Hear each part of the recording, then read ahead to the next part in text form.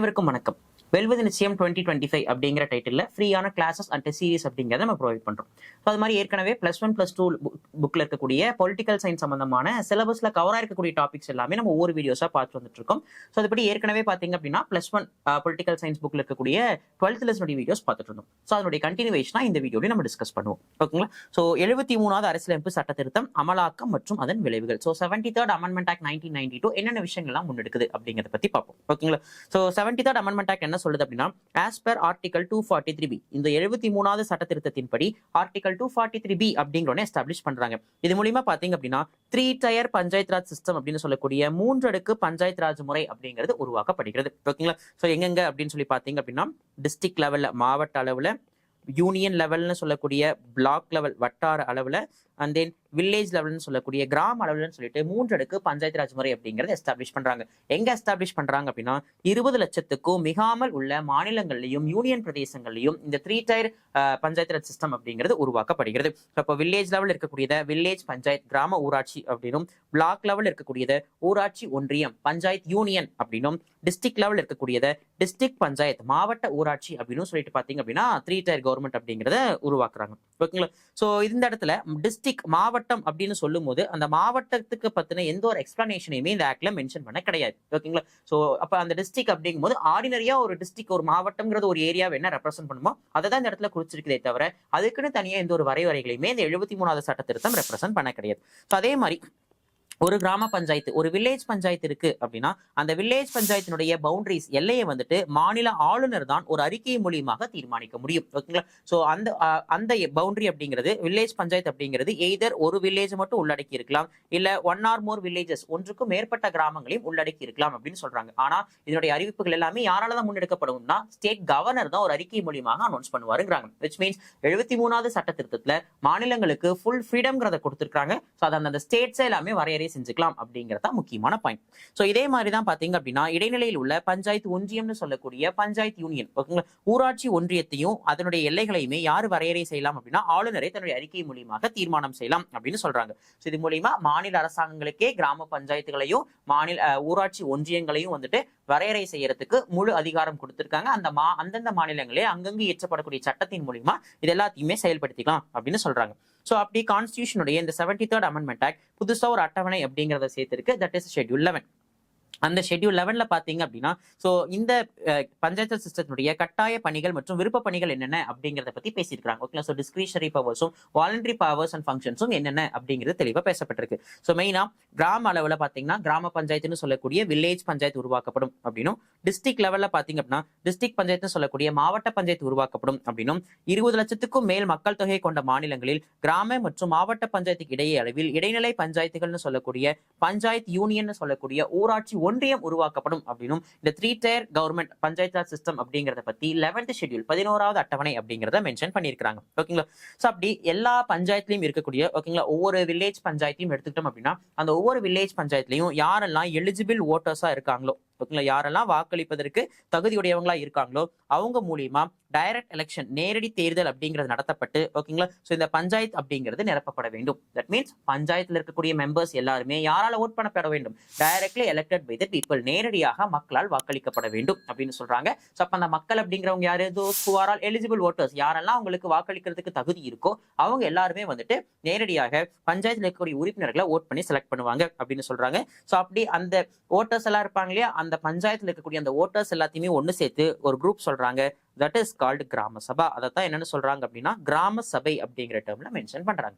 ஓகேங்களா? சோ எல்லா பஞ்சாயத்துல இருக்கக்கூடிய உறுப்பினர்களும் அங்க இருக்கக்கூடிய ஓட் பண்றதுக்கு தகுதியுடைய மக்களால நேரடியாக ஓட் பண்ணி செலக்ட் பண்ணப்படுறாங்க. ஓகேங்களா? சோ அந்த எலிஜிபிள் ஓட்டர்ஸை உள்ளடக்கி அந்த பஞ்சாயத்தை தான் நம்ம என்னன்னு சொல்றோம்? கிராம சபா அப்படின்னு சொல்லிட்டு சொல்றோம். தட் இஸ் தமிழ்ல வந்துட்டு கிராம சபை அப்படின்னு நம்ம சொல்றோம். ஓகேங்களா? ரைட். சோ அதே மாதிரி ஒவ்வொரு பஞ்சாயத்துக்கும் பாத்தீங்கன்னா பஞ்சாயத்து தலைவர் அப்படின்னு சொல்லக்கூடிய வில்லேஜ் பஞ்சாயத் பிரசிடென்ட் அப்படிங்கிறவங்க இருப்பாங்க. சோ வில்லேஜ் பஞ்சாயத் பிரசிடென்ட் அப்படிங்கிறவங்களும் based on the act enacted by the state government, ஒவ்வொரு மாநில அரசாங்கங்களும் தனித்தனியா சட்டம் போட்டிருப்பாங்க இல்லையா, அந்த சட்டத்துக்கு உட்பட்டு செயல்பட வேண்டும். ஃபார் எக்ஸாம்பிள் தமிழ்நாட்டை பொறுத்த வரைக்கும் அந்த வில்லேஜ் பஞ்சாயத்தினுடைய தலைவர் அப்படிங்கிறவங்க எப்படி தேர்வு செய்யப்படுவாங்க? அவங்களும் பை டைரக்ட் எலெக்ஷன், நேரடி தேர்தல் மூலியமாக தான் தேர்வு செய்யப்படுவாங்க. ஓகேங்களா? அது ஒவ்வொரு ஸ்டேட்ஸ்லயும் ஒவ்வொரு மாதிரி மாறுபடும். சோ அந்த மாநிலத்துக்கு உட்பட்ட சட்டத்தின்படி அவர்கள் தேர்வு செய்யப்படுவாங்க அப்படிங்கிற விஷயத்தையும் முன்னெடுத்திருக்காங்க. ஓகேங்களா? அண்ட் இது எல்லாத்தையும் தாண்டி, ஓகேங்களா, சோ வில்லேஜ் பஞ்சாயத்தினுடைய பிரசிடென்ட்டும், ஓகேங்களா, பஞ்சாயத்து யூனியனுடைய சேர்பர்சன், அதாவது கிராம ஊராட்சியினுடைய தலைவர் மற்றும் ஊராட்சி ஒன்றியத்தினுடைய தலைவர், இவங்க ரெண்டு பேருமே பாத்தீங்கன்னா they will be a member of district panchayat, மாவட்ட ஊராட்சியில உறுப்பினரா இருப்பாங்க. ஓகேங்களா, அதுலயும் அவங்க பார்ட்டிசிபேட் பண்ணுவாங்கிறாங்க. ஓகேங்களா, சோ யார் மாதிரியே இவங்கள மாதிரியே சட்டமன்ற உறுப்பினர்களும் சரி, நாடாளுமன்ற உறுப்பினர்களும் சரி, ஓகேங்களா, இந்த வில்லேஜ் பஞ்சாயத்து இல்லாம பஞ்சாயத்து யூனியன்லயும் டிஸ்ட்ரிக்ட் பஞ்சாயத்துல இருக்கக்கூடிய கவுன்சிலையும் மெம்பர்ஸா இருப்பாங்கன்னு சொல்றாங்க. அப்போ வில்லேஜ் பஞ்சாயத் கிராம ஊராட்சி தலைவர், பஞ்சாயத்து யூனியன் சேர்பர்சன் ஊராட்சி ஒன்றிய தலைவர், இவங்க ரெண்டு பேருமே டிஸ்ட்ரிக்ட் பஞ்சாயத்து சொல்லக்கூடிய மாவட்ட ஊராட்சியில ஒரு உறுப்பினரா இருப்பாங்க அப்படின்னும், அண்ட் தென் சட்டமன்ற உறுப்பினர்கள் மற்றும் நாடாளுமன்ற உறுப்பினர்கள் அந்த பஞ்சாயத்துக்குள்ள உட்பட்ட எந்தெந்த தொகுதிகள் வருதோ அதனுடைய எம்எல்ஏக்களும் எம்பிக்களும் பஞ்சாயத்து யூனியன் சொல்லக்கூடிய ஊராட்சி ஒன்றியத்திலையும், ஓகேங்களா, டிஸ்ட்ரிக்ட் பஞ்சாயத்து சொல்லக்கூடிய மாவட்ட பஞ்சாயத்திலையும் உறுப்பினர்களாக இருப்பாங்க அப்படிங்கிற விஷயத்தையும் முன்னெடுக்கிறாங்க. அண்ட் இது மட்டும் இல்லாம எல்லா village panchayat, panchayat union, district panchayat இது எல்லாத்துலயுமே பாத்தீங்கன்னா schedule cost, schedule tribes and women, பட்டியல் சமூகத்தினர், பழங்குடியின சமூகத்தினருக்கு பாத்தீங்க அப்படின்னா குறிப்பிட்ட பெர்சன்டேஜ்ல ரிசர்வேஷன் இடஒதுக்கீடு அப்படிங்கிறது வழங்கப்படுது. மெயினா பாத்தீங்கன்னா பெண்களுக்கு 1/3 தட் இஸ் நத்திங் பட் 33% இடஒதுக்கீடு வழங்கப்படும் அப்படின்னு இந்த 73வது சட்ட திருத்தத்துல சொல்றாங்க. அப்போ 3 tier கவர்மெண்ட் அப்படின்னு சொல்லும் போது பாத்தீங்க அப்படின்னா சோ வில்லேஜ் லெவல்ல வில்லேஜ் பஞ்சாயத் தட் இஸ் கிராம ஊராட்சி, பிளாக் லெவல் வட்டார அளவுல பஞ்சாயத்து யூனியன் சொல்லக்கூடிய ஊராட்சி ஒன்றியம், மாவட்ட அளவுல டிஸ்ட்ரிக்ட் பஞ்சாயத். ஓகேங்களா, சோ இதுல இருக்கக்கூடிய எல்லா மெம்பர்ஸுமே directly elected by the people. ஓகேங்களா, இதுல இருக்கக்கூடிய எல்லா உறுப்பினர்களும் எப்படிதான் தேர்வு செய்யப்படுறாங்க, நேரடியாக மக்களால் தேர்வு செய்யப்படுறாங்க. ஓகேங்களா, சோ வில்லேஜ் பஞ்சாயத்துடைய பிரசிடென்ட்டும் எப்படிதான் தேர்வு செய்யப்படுறாரு, மக்களால் தான் தேர்வு செய்யப்படுறாரு. அதே panchayat union and district panchayat ஊராட்சி ஒன்றியத்துக்கும் மாவட்ட பஞ்சாயத்துக்கும் சேர்மன் அப்படின்னு ஒருத்தர் இருப்பார் இல்லையா, ஐ மீன் தலைவர்னு ஒருத்தர், அவங்க மட்டும் எப்படி தேர்வு செய்யப்படுறாங்க அப்படின்னா பை அன் இன்டைரக்ட் எலெக்ஷன், மறைமுக தேர்தலின் மூலம் தேர்வு செய்யப்படுகிறார்கள். ஓகேங்களா, ரைட். ஸோ அப்படி இந்த பஞ்சாயத்து யூனியன்லயும் டிஸ்ட்ரிக்ட் பஞ்சாயத்துலயும் யார் மெம்பர்ஸா இருப்பாங்க அப்படின்னா எம்எல்ஏக்கள் எம்பிக்கள் இருப்பாங்க. அதே மாதிரி village panchayat and panchayat union கிராம ஊராட்சி, ஊராட்சி ஒன்றியத்தினுடைய தலைவர்கள் எதுல மெம்பரா இருப்பாங்க, மாவட்ட ஊராட்சியில உறுப்பினரா இருப்பாங்க அப்படின்னு சொல்றாங்க. இது எல்லாத்துலயுமே தாழ்த்தப்பட்ட சமூகத்தினர், பழங்குடியின சமூகத்தினருக்கு குறிப்பிட்ட சதவீதம் இடஒதுக்கீடுங்கிறது வழங்கப்படும். பிளஸ் விமனுக்கு 33%, அதாவது 1/3 இடஒதுக்கீடு அப்படிங்கிறதும் வழங்கப்படுது.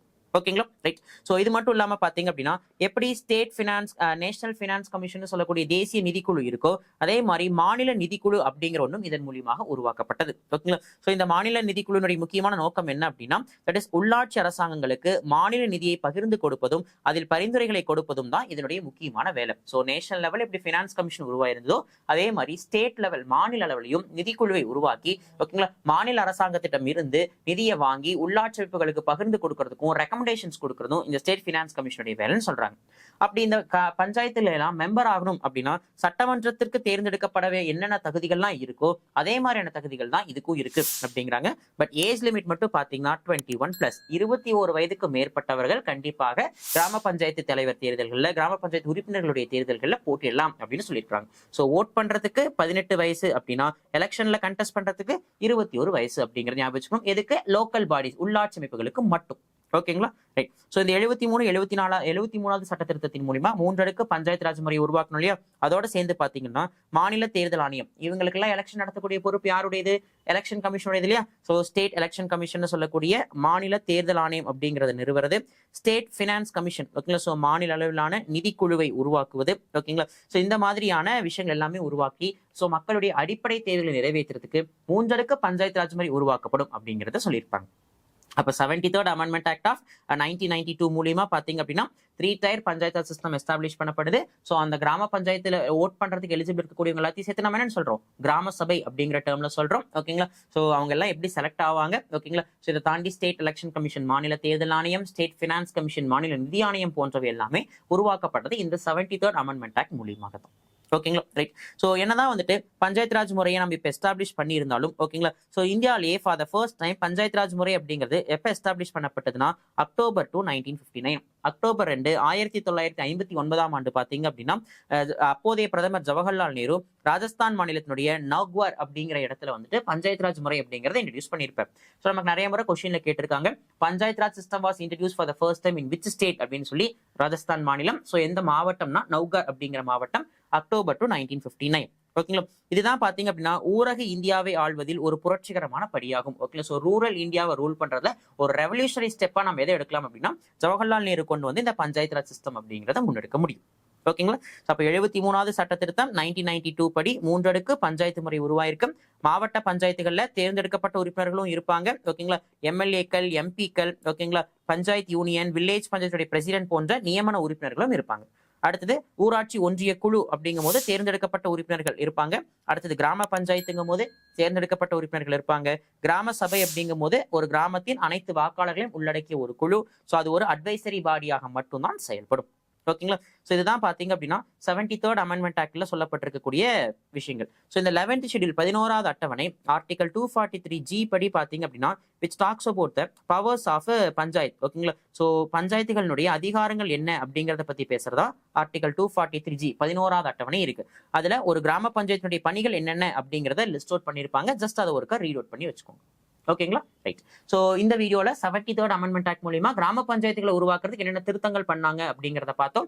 அடுத்த வீடியோல வந்துட்டு 74th அமெண்ட்மெண்ட் ஆக்ட் படி நகர உள்ளாட்சி அமைப்புகள் உருவாக்குறதுக்கு என்னென்ன திருத்தங்கள் மேற்கொள்ளப்பட்டுச்சு அப்படிங்கறத பார்ப்போம். Thank you all.